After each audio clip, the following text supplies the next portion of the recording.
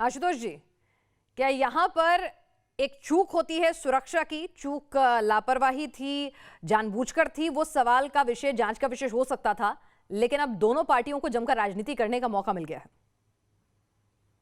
देखिए पिनाक जी, सबसे पहले तो मैं ये कहूंगा कि प्रधानमंत्री की सुरक्षा में इससे बड़ी चूक तो कम से कम मैंने पिछले 20-25 साल में नहीं देखी है। प्रधानमंत्री का कार्यालय 20 मिनट तो छोड़ दीजिए, 20 सेकंड भी नहीं रुकना चाहिए, और अगर रुकता है तो उसका एक प्रॉपर प्रोटोकॉल है। उस प्रोटोकॉल के तहत इस पूरे मामले की जांच होनी चाहिए। मुझे तथ्यों की जानकारी नहीं है, क्योंकि जो जानकारी आ रही है वो क्लासिफाइड जानकारी है कि क्लियरेंस मिला, क्लियरेंस नहीं मिला, फॉरवर्ड पार्टी गई, फॉरवर्ड पार्टी नहीं गई।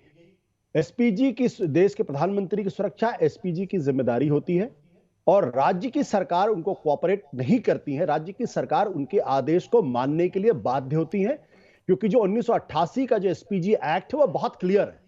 इसीलिए एसपीजी का गठन किया गया। वो उसके आप एनएसजी तुलना नहीं कर सकते, उसके आप जेड प्लस सिक्योरिटी तुलना नहीं कर सकते।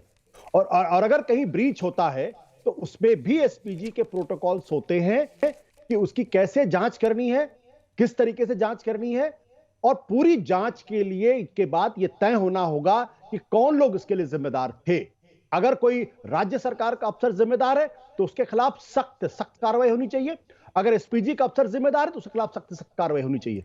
जहां तक षड्यंत्र की बात है, अगर यह बात प्रधानमंत्री जी ने कही है कि वो जिंदा वापस लौट आए हैं, यह बहुत लोडेड स्टेटमेंट है।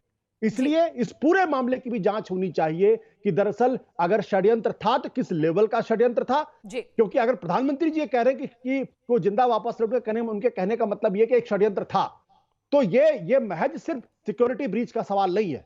अगर जरा से भी even if an iota of doubt कि षड्यंत्र था, तो इतनी तगड़ी जांच होनी चाहिए कि दोबारा हिंदुस्तान के अंदर कोई भी शख्स, कोई भी पार्टी, कोई भी दल, कोई भी नेता